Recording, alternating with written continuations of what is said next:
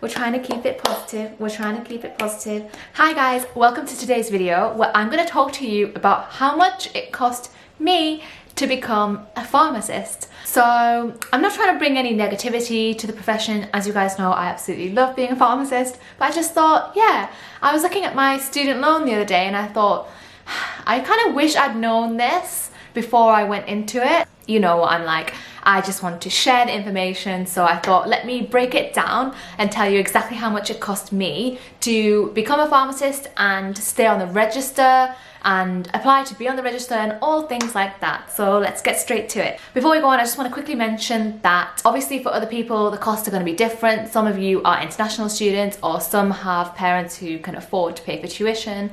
I unfortunately had to get a student loan and also a maintenance loan as well.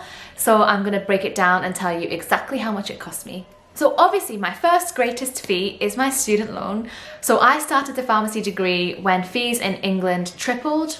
And so my fees approximately were like 9,000 a year. But in total, when I signed into my student loan company, like finance website thing, I saw that my total debt to date is £68,251.08.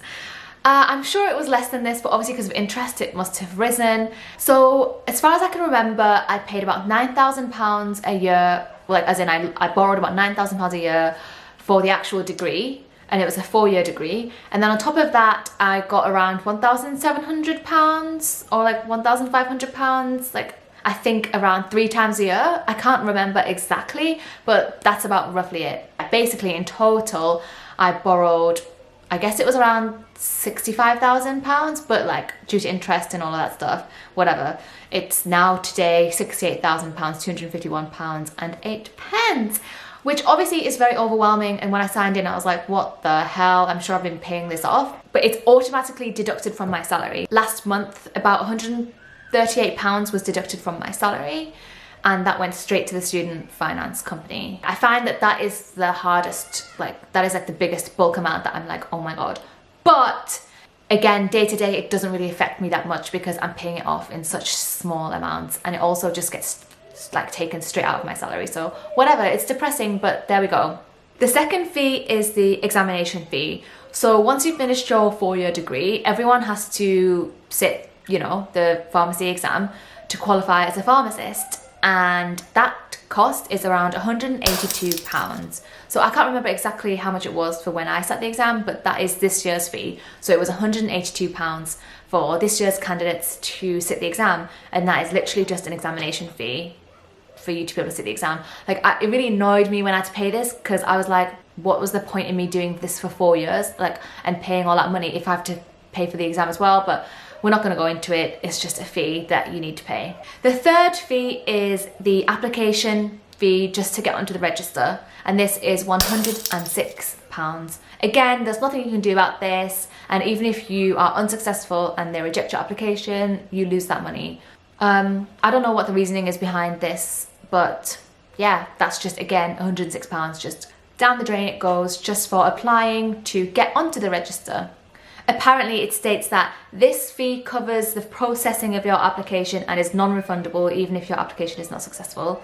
So I don't find that very helpful at all, but again, what can you do other than complain and make a YouTube video about it? The fourth fee that you'll have to pay is for a solicitor to certify the documents that you're going to have to send to the GPHC to get onto the register. So there's 3 documents that have to be certified. Your like proof of identity, which can be a passport, then your birth certificate, and also your MPharm degree certificate. So those are 3 documents that you need to get certified. And that previously, when I was applying to become a pharmacist, was by a solicitor. But I think at the moment you can go to the post office and get it done. So say you were going to get those 3 documents certified at the post office, it would be £12.75 per document. I mean, I know some people who have found solicitors that will certify it for like £5. I think mine was probably around £15 per document at that point, which at that point in time was cheap. So again, it might depend, but if we're just sticking to standardized fees, it would be £12.75 per document. The fifth fee that you're gonna have to pay is your indemnity insurance fee. So this is a fee you're paying, you know, just to make sure that if you make a mistake or whatever, then you're kind of covered.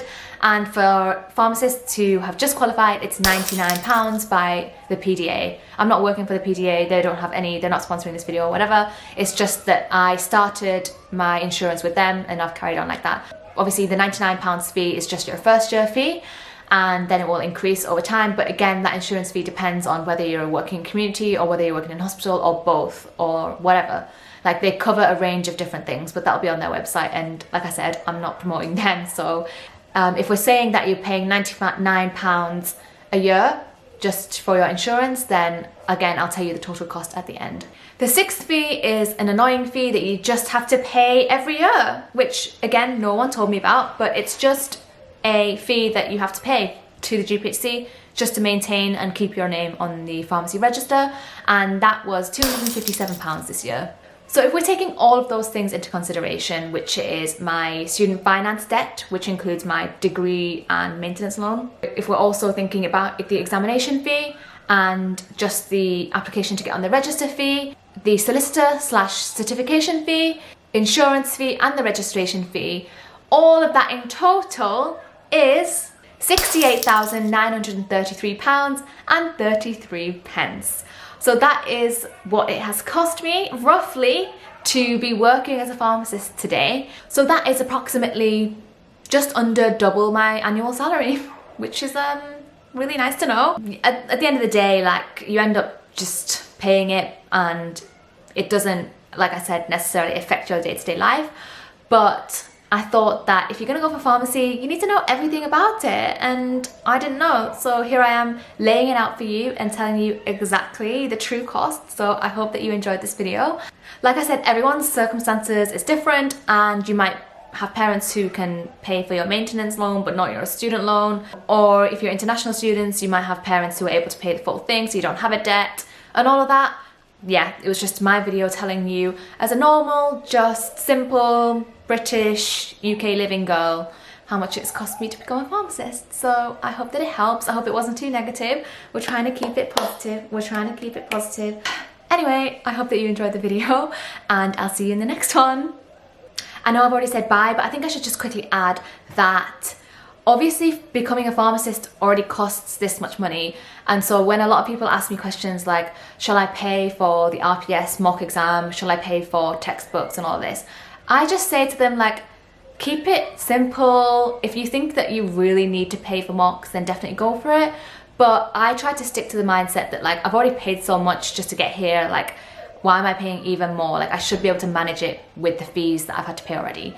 So that is my little secret. Like, try not to overthink it, try not to overspend, just manage and work with what you have, which are like free textbooks in the library, free information from your seniors, free YouTube videos and stuff like that. So yeah.